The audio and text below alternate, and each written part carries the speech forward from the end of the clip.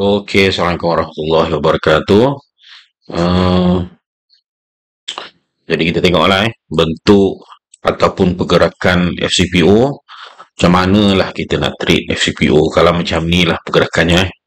Okey, jadi kita kena ada teknik lah. Alright, tunggu sekejap. Alright. Ini yang teknik yang kita apply ni lah. Teknik blok harga yang menentukan di mana level support dan juga resistance dan di mana zon-zon yang untuk kita contohnya kita kalau capital rendah contoh kita nak buy mestilah dekat atas line merah bila line merah tak bocor dan adalah dia punya SOP untuk pengentrian untuk capital rendah lah untuk yang capital yang sederhana sikit mungkinkah kita boleh membeli ataupun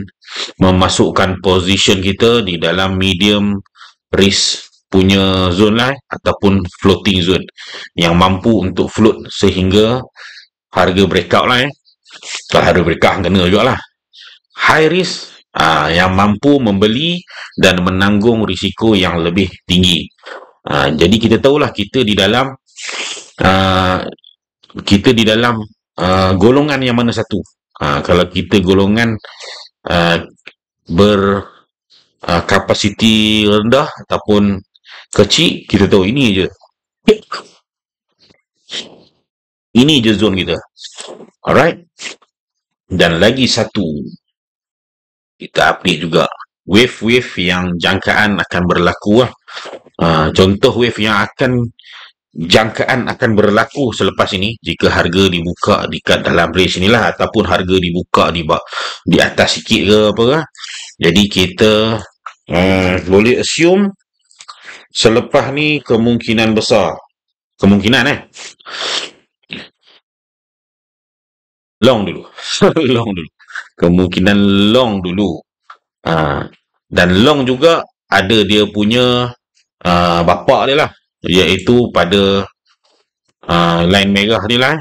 maksud ada possible long selama-lamanya pun boleh kan long selama-lamanya sebab dia ada lagi setup lagi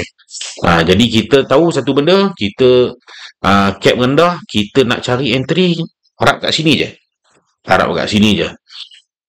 kalau kita sedang sikit kat atas sikit kalau tinggi kat mana-mana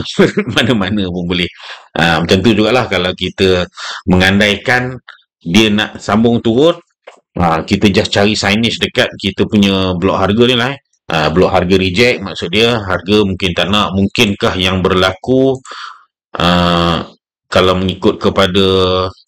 movement action price ni sebegini rupanya untuk nak sambung turun ataupun dalam keadaan yang macam ni lah maksud dia meneruskan kenaikan jika dia tak nak sambung turun untuk long jadi blok harga ni sebenarnya dia memberi kita ketat sikit lah contoh harga dah dekat atas ni kita dah terlepas zone buy ni harga dah dekat atas ni kita tahu risiko kita tinggi jadi nak masuk buy lagi kita risiko kita tinggi kita betul let go lah kita punya yang mencari buy tu sepatutnya lah bukanlah sepatutnya kita masuk short pula tapi kalau kita ni jenis rainbow bukanlah jenis rainbow jenis kata aku tak dapat buy aku cari sell sebab setup pun ada boleh je sebab kita bermain dengan blok harga kita tahu kalau kita masuk buy risiko tinggi aku masuk sell risiko rendah kalau tak jadi rendah risikonya kalau jadi possible dia meneruskan penurunan sebab trend semasa down tapi cuma ada bapak support tak break lagi kemungkinan juga untuk menaik pun ada dan kita juga ada bagi tanda tunggu sebentar alright tanda-tanda checkpoint ni checkpoint ni kita dah tanda dah ni checkpoint merah ni daripada semalam dia tidak dapat sampai ke checkpoint dia yang merah yang seterusnya semalam takkan hari ni sampai kot boleh jadi